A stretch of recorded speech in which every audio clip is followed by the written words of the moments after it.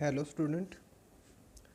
Now we will study the exercise of chapter number 4, that is material, metal and non-metal of 8th class. So student, first of all we start from NCERT solutions and then some extra questions. So question number first. Which of the following can be beaten into thin sheets? तो student आपने properties के बारे में chapter के अंदर study किया होगा कि वो कौन सी प्रॉपर्टी है जिसके अंदर हम किसी भी मेटल, ठीक है, को अगर हम बीटन करते हैं तो उसकी थिन शीट यानी कि मेलेबल की प्रॉपर्टी की बात हो रही है यहाँ पे, ठीक है, मेलेबल। तो इनमें से और मेलेबल की प्रॉपर्टी को फॉलो करते हैं हमारे मेटल्स। मेलेबल की प्रॉपर्टी को कौन फॉलो करते हैं यहाँ पे? मेटल्स। तो इनमें से ऑप्शन में अगर बात करते हैं तो जो हमारा मेटल की प्रॉपर्टी शो करेगा वही हमारा क्या रहेगा यहाँ पे आंसर रहेगा। तो अगर बात करते हैं फॉस्फोरस, सल्फर एंड ऑक्सीजन की, तो ये हमारे रहेंगे नॉन मेटल, ठीक है। बट जिंक हमारा मेटल है, तो और मेटल की प्रॉपर्टी यहाँ पे मेलेबल को शो करती है। So student answer is option number A, that is zinc. Next student, next question is which of the following statement is correct? यानी देर आर 4 ऑप्शन और we have to find the correct option from them, ठीक है। First of all metals are ductile. Metals की property होती है ductility, malleability को show करते हैं, ठीक है, yes. Second, all non metal are ductile, ये भी हमारा, हमें इसमें से करेक्ट आंसर निकालना है। तो जो फर्स्ट है उसमें ऑल मेटल आ गया, सेकंड में ऑल नॉन मेटल, जो कि दोनों प्रॉपर्टीज ये हमारी गलत रहेगी यहाँ पे, ठीक है, क्योंकि ना ही तो ऑल मेटल्स डक्टाइल होते हैं और ना ही ऑल नॉन मेटल डक्टाइल होते हैं, और नॉन मेटल तो बहुत ही रेयर चांस होते हैं कि डक्टाइल मिलेंगे, ठीक है। C option, generally metal are ductile. And last option is some non metal are ductile.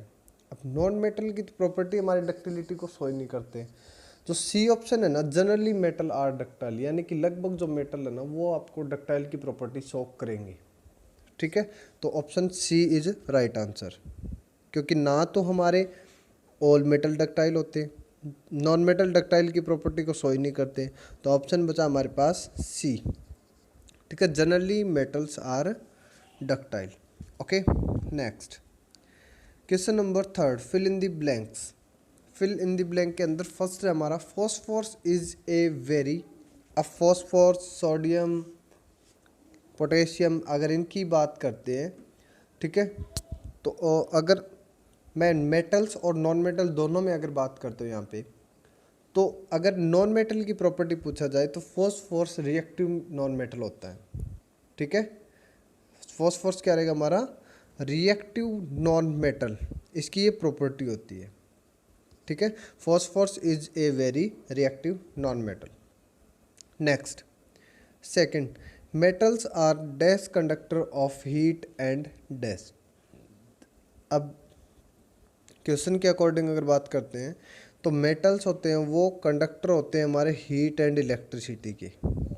और कौन से कंडक्टर है ये? गुड कंडक्टर, ठीक है। Metals are good conductor of heat and electricity. Next, third, iron is dash reactive than copper.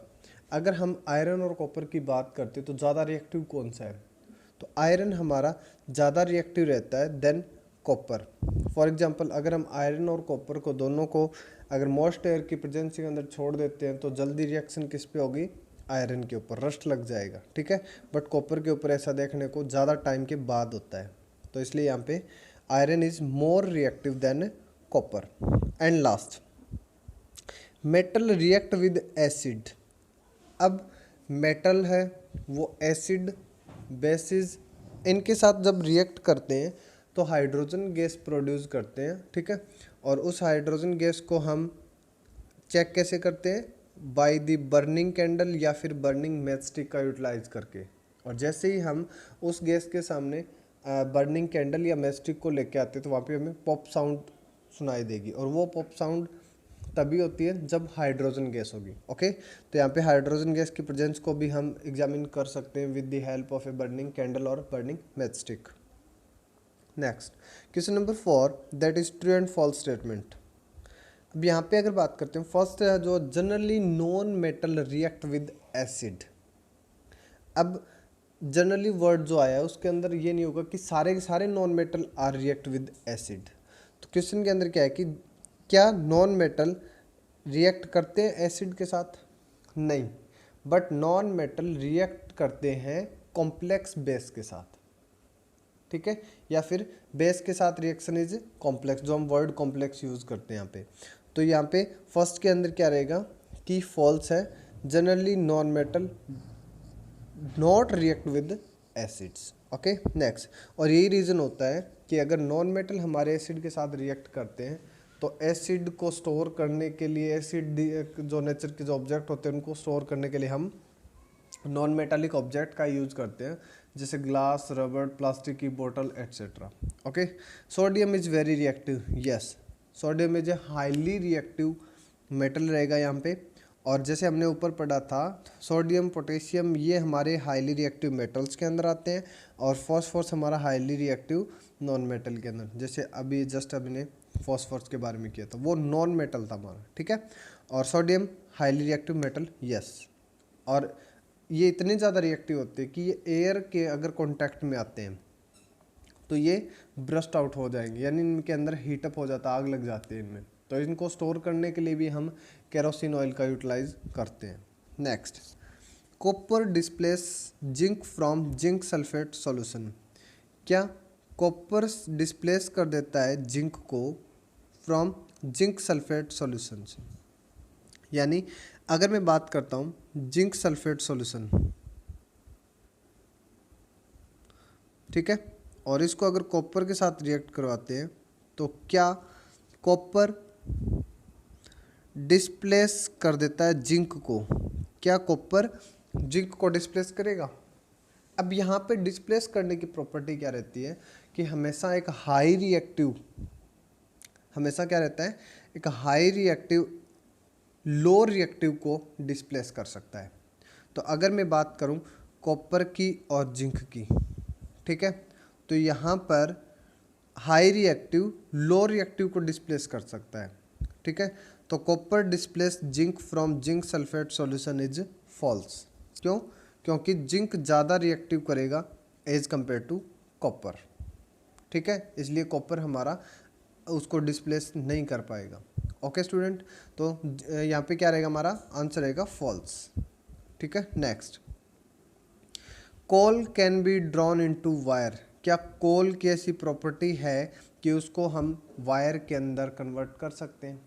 और wire के अंदर कन्वर्ट करने की प्रॉपर्टी को किस नाम से बोलते हैं हम? डक्टिलिटी। और डक्टिलिटी मेटल्स की प्रॉपर्टी होती है, ठीक है, but coal is a non metal. तो यहाँ पे आंसर क्या रहेगा हमारा? फॉल्स, ठीक है। नेक्स्ट क्वेश्चन रहेगा हमारा properties of metals and non metal, ठीक है। तो distinguish between metal and non metal on the basis of properties. हमें प्रॉपर्टी के अकॉर्डिंग मेटल और नॉन मेटल को अलग अलग करना है। ओके, तो फर्स्ट पॉइंट यहाँ पे अपीयरेंस। अब अपीयरेंस की प्रॉपर्टी के अकॉर्डिंग मेटल की कैसी होती है और नॉन मेटल की कैसी होती है? अगर अपीयरेंस की बात करते हैं तो मेटल की अपीयरेंस कैसी होती है? लस्टर, यानी कि शाइनिंग सरफेस। जब भी हम किसी मेटल के पीस को न्यूली कट करते हैं, ठीक है, तो वहाँ पे हमें लस्टर उसकी प्रॉपर्टी शो होगी। बट नॉन मेटल को कट करते हैं तो उसकी प्रॉपर्टी कैसी होती है? डल अपीयरेंस मिलेगी, ठीक है। सेकंड, हार्डनेस की अगर बात करते हैं तो मोस्टली मेटल्स आर हार्ड, ठीक है, but there are some cases like mercury liquid state में मिलेगी आपको, हार्ड नहीं होगी। Non metal, generally non metal are soft, इसमें भी हमारे पास एक पॉइंट रहेगा, but diamond is the hardest, ठीक है, डायमंड हार्डेस्ट सब्सटेंस है जो कि एक नॉन मेटल है। नेक्स्ट थर्ड पॉइंट रहेगा मेलेबल। मेलेबल की प्रॉपर्टी क्या होती है कि जिस भी ऑब्जेक्ट को अगर हम प्रेशराइज करते हैं, बीटन करते हैं, तो उनको अगर आप शीट के अंदर कन्वर्ट कर सकते हो then this property is called as malleability. ठीक है, तो लगभग जनरली मेटल की प्रॉपर्टी क्या होती है, मेलेबिलिटी को शो करते हैं, but non metal break down हो जाते हैं वहाँ पे। ठीक है, break down into pieces and don't show the property of malleability. Next is ductility, the property in which object can be converted into thin wire when pressurized. ठीक है, यहाँ पे मेटल की प्रॉपर्टी डक्टिलिटी की शो करते हैं, so they metal can be drawn into wire but non metal can not be drawn into wire. Non metal को हम वायर में कन्वर्ट नहीं कर सकते। नेक्स्ट है heat conduction, when any object allowed to transfer of heat from them they are called heat conductor। ठीक है, और generally metal are good conductor of heat और non metal poor conductor of heat. Poor है यहाँ पे, completely insulator भी नहीं बोल सकते इनको। ठीक है, poor conductor of heat. Next same point हमारा हीट कंडक्शन की तरह electricity conduction, the object that can allow the electricity to pass through them.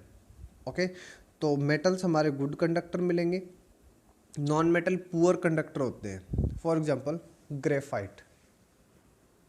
ठीक है, ग्रेफाइट भी एक कंडक्टर का काम करता है बट वो इंसुलेटर नहीं है कंप्लीटली, वो एक पुअर कंडक्टर है।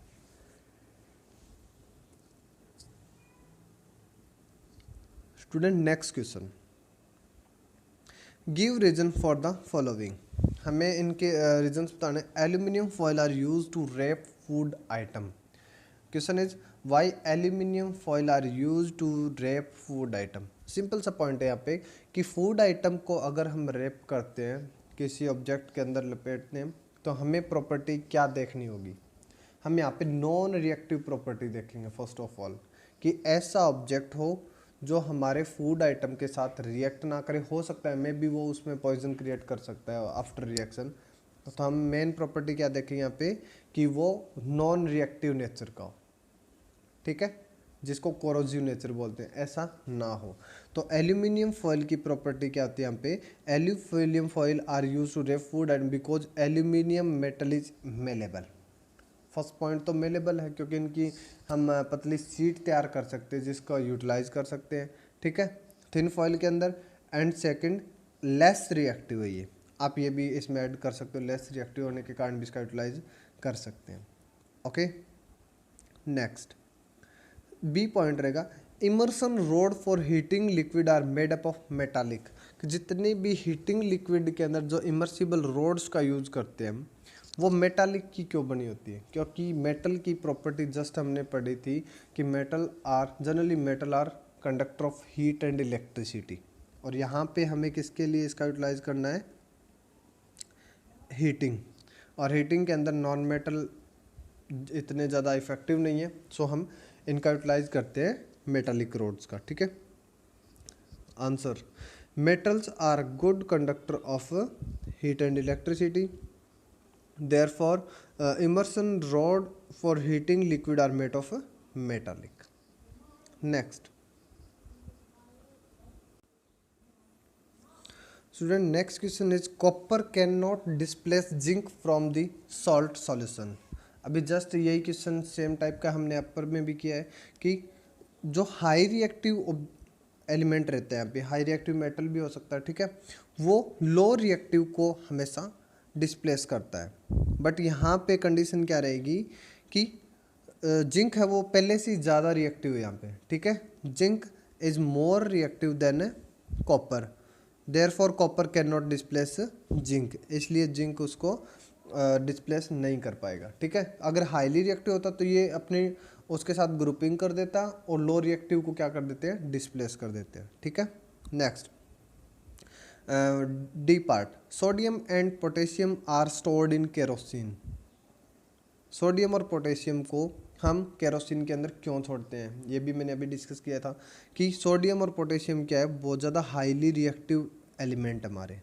ठीक है, और अगर हम इनको स्टोर करना चाहते हैं तो हम केरोसिन के अंदर ही छोड़ते हैं, क्योंकि ये एयर के कॉन्टैक्ट में आते हैं, इनके अंदर हीटअप हो जाते हैं और इनमें कैचिंग फायर की प्रॉपर्टी होती है, ये आग पकड़ लेते हैं ऑटोमेटिक। ठीक है, next can you store lemon pickle in an aluminium अटेंसिल?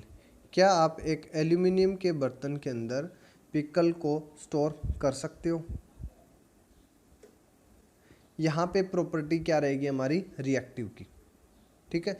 जैसे एल्यूमिनियम की फॉइल की बात थी, मेलेबल भी थी, लेस रिएक्टिव, क्योंकि उसका यूटिलाइज हम डायरेक्ट फूड आइटम को सिर्फ रैप करने के लिए कर रहे थे, ना कि स्टोरेज के लिए। बट यहाँ पे क्वेश्चन क्या है हमारा कि लेमन पिकल, अब लेमन नींबू किसकी प्रॉपर्टी को शो करता है?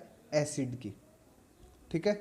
अब एसिड और मेटल अगर रिएक्ट करेंगे तो वो हाइड्रोजन गैस भी रिलीज करते हैं, ठीक है।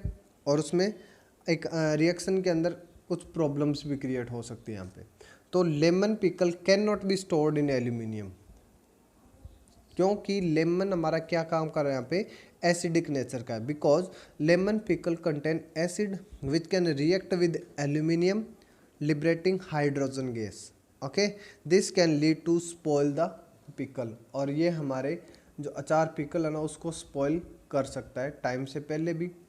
ओके, तो इसमें हमारा क्या रहेगा कि हम एल्यूमिनियम की अटेंसिल के अंदर एसिडिक नेचर के आइटम को स्टोर नहीं करते।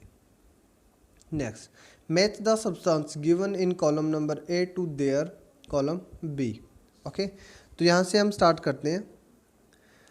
अब कॉलम नंबर ए के अंदर gold, iron, aluminium, carbon, copper, mercury यानी कि मेटल प्लस नॉन मेटल दे रखे हैं हमें, और इसके सामने इनके यूटिलाइज फॉर्म यानी कहाँ पर इनका यूज़ करते हैं। तो फर्स्ट पॉइंट, गोल्ड वो मेटल है जिसका यूटिलाइज करते हैं हम। गोल्ड का यूटिलाइज कहाँ पे करते हैं? ज्वेलरी के लिए, ठीक है। गोल्ड का यूटिलाइज करेंगे हम ज्वेलरी। सेकंड, आयरन का यूटिलाइज कहाँ पे करते हैं? अब आयरन का thermometer, electric wire, food, jewellery हमारा कंप्लीट होगा। मशीनरी के अंदर आयरन का सबसे ज़्यादा यूटिलाइज किया जाता है, ठीक है, क्योंकि आयरन की प्रॉपर्टी हार्डनेस की होती है, ठीक है, चीप भी होता है ये। उसके बाद एल्यूमिनियम, एल्यूमिनियम का टॉपिक जस्ट हमने किया था, रैपिंग द फूड, क्योंकि एल्यूमिनियम फॉइल का यूज़ करते हैं हम, रैपिंग फूड के अंदर भी कर सकते हैं, और एल्यूमिनियम की वायर भी तैयार करते हैं। तो यहाँ पे बी और सी में कन्फ्यूजन रहेगी, क्योंकि एल्यूमिनियम की वायर भी बनती है और एल्यूमिनियम फॉइल का यूज़ हम फूड आइटम के लिए भी करते थे। पहले हम आगे कंप्लीट करेंगे, ठीक है। उसके बाद में मरकरी, मरकरी का यूज़ कहाँ पे किया जाता है? थर्मोमीटर के अंदर, ठीक है। मरकरी एक लिक्विड मेटल है जिसका यूटिलाइज करते हैं हम थर्मोमीटर के अंदर टेम्परेचर को मेजरमेंट करने के लिए, ठीक है। कॉपर, कार्बन और एल्यूमिनियम, ठीक है। तो यहाँ पे अगर मैं बात करूँ तो कॉपर हमारा फ्यूल के तौर पे भी यूज़ नहीं करते, रैपिंग फूड में भी नहीं करते। तो कॉपर का काम हो जाएगा हमारा इलेक्ट्रिकल वायर के लिए, ठीक है। अब कार्बन और एल्यूमिनियम, एल्यूमिनियम का हम यूज़ नहीं कर सकते फ्यूल के लिए, तो कार्बन फ्यूल के साथ चला जाएगा, और एल्यूमिनियम हमारा रैपिंग ऑफ फूड। तो स्टूडेंट, क्योंकि इनकी प्रॉपर्टीज़ अलग अलग होती है, कुछ एक प्रॉपर्टीज सेम होती है, तो इसमें कन्फ्यूजन क्रिएट हो जाता है। जैसे एल्यूमिनियम के अंदर इलेक्ट्रिक वायर और रैपिंग फूड दोनों के लिए हम यूटिलाइज करते हैं, ठीक है। तो ये हमारा क्या रहेगा? गोल्ड हम ज्वेलरी के साथ, आयरन मशीनरी के अंदर, एल्यूमिनियम रैपिंग फूड, कार्बन का फ्यूल के तौर पर, और कॉपर का इलेक्ट्रिक वायर तैयार करने के लिए, और मरकरी का थर्मोमीटर में as a temperature measurement. Okay, next question, ठीक है। Dilute sulphuric acid is poured on a copper plate, कि अगर हम सल्फ्यूरिक एसिड यानी कि H2SO4 को कॉपर की प्लेट के ऊपर डाल देते हैं। अब सिंपल सी बात है, हमारी जो केमिकल प्रॉपर्टी के अकॉर्डिंग क्या होता है कि सल्फ्यूरिक एसिड H2SO4 हमारा एसिडिक नेचर का काम हो गया, ठीक है। कॉपर प्लेट हमारा हो गया मेटल, तो मेटल प्लस एसिड अगर रिएक्ट करते हैं तो वो क्या चीज़ तैयार करेंगे यहाँ पे भी? अगर रिएक्ट करते हैं तो मेटल प्लस एसिड अगर रिएक्ट करते हैं तो वो सोल्ट प्लस हाइड्रोजन गैस को रिलीज करेंगे, ठीक है। बट यहाँ पे हमें सल्फ्यूरिक एसिड और कॉपर की प्रॉपर्टी हमने क्या पढ़ी थी? Copper is less reactive metal. Copper की प्रॉपर्टी क्या है यहाँ पे कि वो एक लेस रिएक्टिव मेटल रहेगा हमारा, ठीक है। तो इसलिए राइट वर्ड इक्वेशन, हमें वर्ड इक्वेशन लिखनी ना कि फॉर्मूले के अकॉर्डिंग, ठीक है। When dilute sulphuric acid is poured on a copper plate there will be no reaction. अब वैसे बोला जाए तो मेटल और एसिड रिएक्ट करते हैं, बट रिएक्ट तभी होगी जब मेटल हमारा रिएक्टिव होगा, ठीक है। क्योंकि कॉपर क्या हमारा लेस रिएक्टिव है, बिल्कुल ही लेस रिएक्टिव है, ठीक है। तो वहाँ पे कुछ भी रिएक्शन नहीं होगी, ठीक है ना। Next, iron nail are placed in copper sulphate solution. अगर मैं आयरन, वही सेम इक्वेशन बनेगी यहाँ पे कि आयरन हमारा मेटल हो गया और कॉपर सल्फेट हमारा सॉल्यूशन, ठीक है। तो इसके अंदर क्या बनेगा कि आयरन को अगर कॉपर सल्फेट सॉल्यूशन के अंदर डालते हैं तो आयरन और कॉपर में से हाई रिएक्टिव कौन रहेगा यहाँ पे। कॉपर के बारे में तो हम बार बार पढ़ते आ रहे हैं कि लेस रिएक्टिव है, आयरन एक काफ़ी हाई रिएक्टिव में आएगा यहाँ पे, ठीक है, एज कंपेयर टू कॉपर। तो आयरन यहाँ पे क्या करेगा,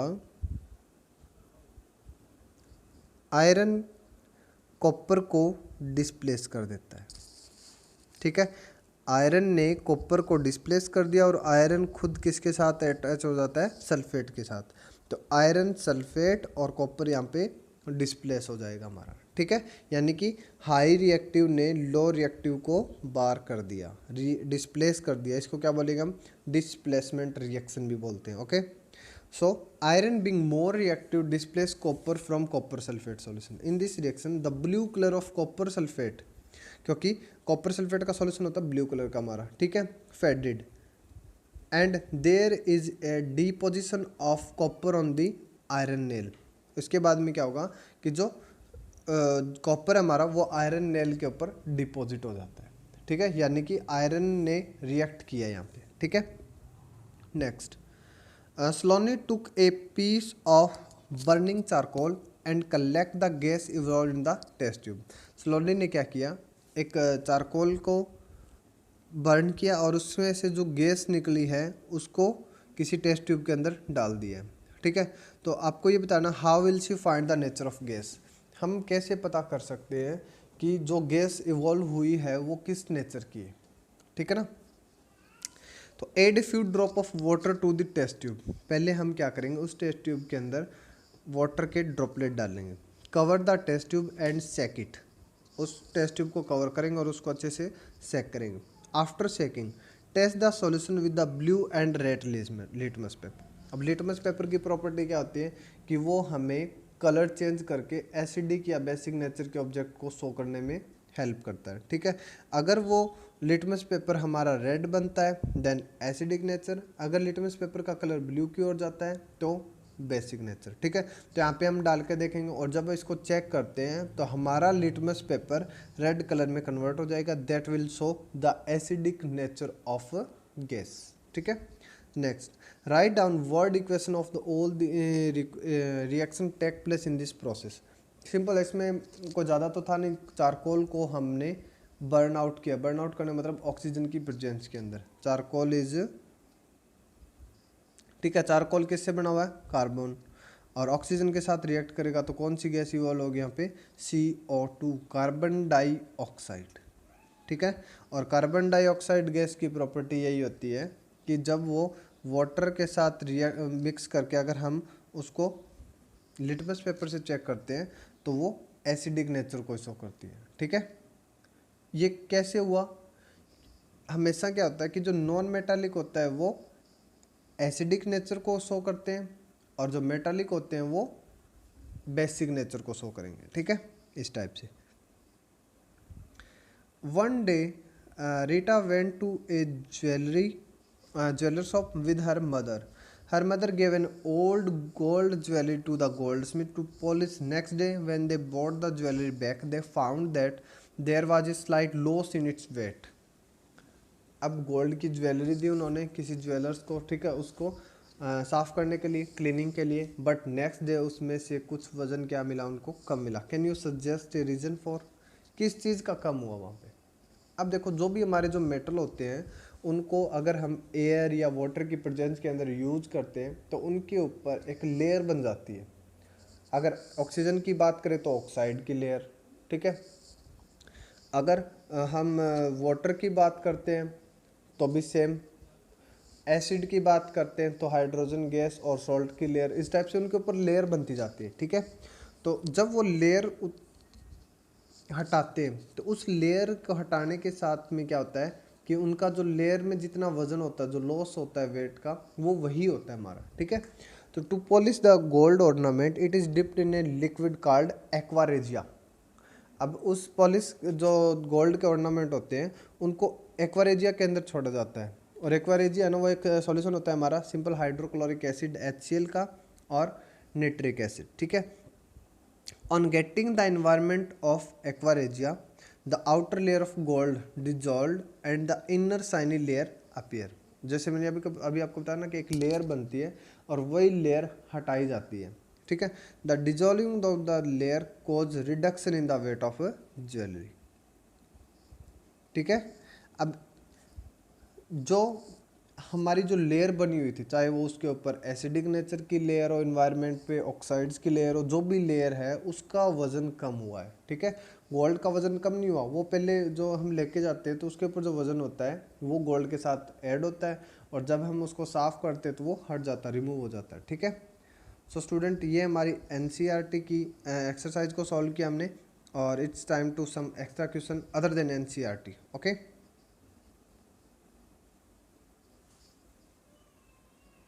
first point, painting a metal prevent it from corroding. Corroding का मतलब यहाँ पे कोरोजन यानी कि रस्टिंग से रिलेटेड है, कि अगर हम किसी मेटल को प्रिवेंट करना चाहते हैं कोरोडिंग से तो हम उसके ऊपर पेंट करते हैं। वाई, क्यों करते हैं हम पेंट? अब जो भी मेटल होता है, अभी जस्ट हमने डिस्कस भी किया इस चैप्टर के अकॉर्डिंग कि मेटल की प्रॉपर्टी क्या होती है कि वो एयर के साथ, वाटर के साथ, मॉइस्चर के साथ, एसिड, बेस, इन सब के साथ कुछ ना कुछ रिएक्ट करता है, और रिएक्शन के साथ में क्या होता है कि उसके ऊपर एक लेयर बन जाती है, ठीक है। और वो लेयर हमारा जो मेन ऑब्जेक्ट है, ठीक है, जो मेन मेटल की बात करें यहाँ पे, जो मेन मेटल है उसको कुछ ना कुछ कम करने का काम करती है। क्यों? क्योंकि जैसे ये लेयर बनती है तो ये मेटल के पार्टिकल को भी यहाँ से रिमूव करने का काम करती है, ठीक है। और रिमूव होगा तो इसका मतलब हमारा मेटल कम हो जाएगा इसमें, okay. So student, when a metal react with oxygen या वाटर या मोस्ट एयर, दोनों को कंबाइन करते हैं moist air present in the atmosphere, then a coating of metal oxide is formed on the surface, ठीक है, विच कोरोड द मेटल। अब फायदा क्या होगा पेंटिंग का? अब पेंटिंग से फ़ायदा ये होता है कि पेंटिंग करते टाइम हम क्या करते हैं, एक लेयर यानी कि नॉन रिएक्टिव लेयर बनाते हैं हम हमारे मेटल पीस के ऊपर, ठीक है। और वो मेटल पीस क्या करता है कि जो सराउंडिंग के अंदर जो हमारी एयर प्लस वाटर यानी कि मोस्ट एयर के जो पार्टिकल है उनको हमारे मेटल के साथ कांटेक्ट करने से रोकता है, ठीक है। और कांटेक्ट करने से रोकता है, इसका मतलब क्या हो गया कि एयर और वाटर हमारे कांटेक्ट में नहीं आएंगे मेटल के, और कोरोजन को हम कंट्रोल कर देंगे, ठीक है। तो इससे हमारा कोरोजिंग का जो प्रोसेस रहेगा उससे हमने अपने मेटल को प्रिवेंट किया, ठीक है। Name a metal which is liquid at room temperature, तो इसका आंसर रहेगा हमारा मरकरी, ठीक है। मरकरी हमारा लिक्विड स्टेट में रहता है और इसीलिए इसका यूटिलाइज हम करते हैं थर्मोमीटर के अंदर टेम्परेचर मेजरमेंट में। Metal generally have a low specific gravity. क्या मेटल्स की स्पेसिफिक जो ग्रेविटी होती है वो लो होती है या हाई होती है? True and false. अब अगर बात करते हैं मेटल की, तो मेटल की हाई स्पेसिफिक ग्रेविटी होती है, ठीक है। तो इसलिए हमारा आंसर क्या रहेगा? फॉल्स। जैसे आयरन की बात करेंगे हम, मरकरी, गोल्ड, इन सब की स्पेसिफिक ग्रेविटी हमारी कितनी होती है? लगभग, ठीक है, 8 अबाउट ग्रेटर देन 7.5, ठीक है। और sodium and potassium are the only metal with the specific gravity below 1। यही तो बताया ना कि जनरली यहाँ पे लगभग मेटल होते हैं ना, उनकी जो हमारी ग्रेविटी रेट रहेगी वो 7.5 से अप रहती है, और जो सोडियम पोटेशियम जो हाईली रिएक्टिव रहते हैं उनकी ग्रेविटी बिलो 1 रहेगी हमारी, ठीक है। Next, if a material can be drawn into wire, wire के अंदर कन्वर्ट करने की प्रॉपर्टी को क्या कहते हैं हम? डक्टिलिटी, ठीक है। अगर यहाँ पे सीड्स क्या होता तो malleability. Aluminium does not react with water, true और फॉल्स? एल्यूमिनियम मेटल है हमारा, ठीक है, वो ऑक्सीजन यानी कि ऑक्साइड की लेयर भी बनती है और उस पर वाटर की लेयर भी बनती है और वो तैयार भी करते हैं, ठीक है। तो इसलिए हम यहाँ पे जो आंसर रहेगा वो है हमारा false, because aluminium react with water to form a thin layer of aluminium oxide, ठीक है। और यही एल्यूमिनियम ऑक्साइड है वो फ़ायदा भी करती है क्या, कि एल्यूमिनियम ऑक्साइड अपनी एक खुद की लेयर तैयार कर देती है हमारे मेटल के ऊपर, जिससे क्या होगा कि जो आगे की जो प्रोसेसेस होती है, नेक्स्ट कोई अगर उसके ऊपर ऑब्जेक्ट गिरता है, ऑब्जेक्ट के कांटेक्ट में आता है, तो वो उसको उससे रिएक्ट करने से बचाती है हमारा, ठीक है। Zinc plus copper sulphate, zinc sulphate plus copper is an example of dash reaction, ये हमने जस्ट अभी की थी डिस्प्लेसमेंट रिएक्शन, क्योंकि जिंक हाईली रिएक्टिव है as compare to copper. Zinc highly reactive हो तो इसने कॉपर को डिस्प्लेस कर दिया और खुद जिंक सल्फेट के साथ अटैच हो जाता है, ठीक है, displacement. Which metal is higher up in the reactivity series, sodium और सिल्वर? सोडियम, पोटेशियम, कैल्शियम, ठीक है, ये हमारे हाई रिएक्टिव होते हैं। सोडियम बीइंग हाईली रिएक्टिव और इतना ज़्यादा रिएक्टिव होता है कि इसको हम केरोसिन के ऑयल के अंदर भी डिप करके रखते हैं, ये एयर के कांटेक्ट में आते ही हीटअप हो जाता है और उसमें फायर आग लग जाती है, ठीक है। Next, dash is the most abundant element in the universe but whereas dash is the most abundant element in the earth crust. हमें यूनिवर्स के अंदर और हमारी अर्थ के क्रस्ट के अंदर एबंडेंट एलिमेंट का बताना है, ठीक है। तो अगर हम बात करते हैं यूनिवर्स के अंदर तो हाइड्रोजन, और अगर हम अर्थ की क्रस्ट की बात करते हैं तो ऑक्सीजन रहेगा, ठीक है। Sand content dash and dash, sand मिट्टी के अंदर, अब मिट्टी हमारी सिलिकॉन और ऑक्सीजन का मिक्सर होती है, ठीक है, सिलिकॉन एंड ऑक्सीजन, दोनों दोनों नॉन मेटल हमारे। Which non metal has very high melting and boiling point, भी कौन सा नॉन मेटल है जो हाई मेल्टिंग, क्योंकि ज़्यादातर जो हमारे नॉन मेटल और उनकी प्रॉपर्टी होती है कि वो हाई और मेल्टिंग बॉइलिंग पॉइंट पे नहीं होते, ठीक है, कुछ एक को छोड़कर यहाँ पे। तो graphite is non metal which is very high melting and boiling point. Metal food container have a coating of, अब मेटल फूड कंटेनर है उसमें हम जिंक की कोटिंग भी कर सकते हैं गैल्वेनाइजेशन प्रोसेस से, ठीक है। और फूड कंटेनर की अगर स्पेशल बात करते हैं तो हम उसके ऊपर टीन की कोटिंग करते हैं, ठीक है, क्योंकि लो रिएक्टिव है ये, लो रिएक्टिव का फ़ायदा होगा। सॉफ्ट मेटल, सोडियम हमारी सॉफ्ट मेटल है और ये इतनी ज़्यादा सॉफ्ट होती है कि इसको हम नाइफ से कट भी कर सकते हैं। What is the black material inside a pencil, pencil के अंदर ग्रेफाइट होता है, ठीक है, जो एलोट्रोप ऑफ कार्बन, कार्बन का एक एलोट्रोप है और ये पुअर कंडक्टर ऑफ, पुअर यानी कि इलेक्ट्रिसिटी को कंडक्ट भी करता है पुअर लेवल पे, okay. Next, metal react with oxygen to produce, metal oxygen के साथ रिएक्ट करके हमेशा ऑक्साइड क्रिएट करते हैं, एंड नॉन मेटल ऑक्सीजन के साथ प्रोड्यूस क्या करेंगे, एसिडिक ऑक्साइड। दोनों का डिफरेंस होता है, मेटल हमेशा बेसिक ऑक्साइड की ओर और नॉन मेटल हमेशा एसिडिक ऑक्साइड, ठीक है, बनाएंगे दोनों ऑक्साइड यहाँ पे।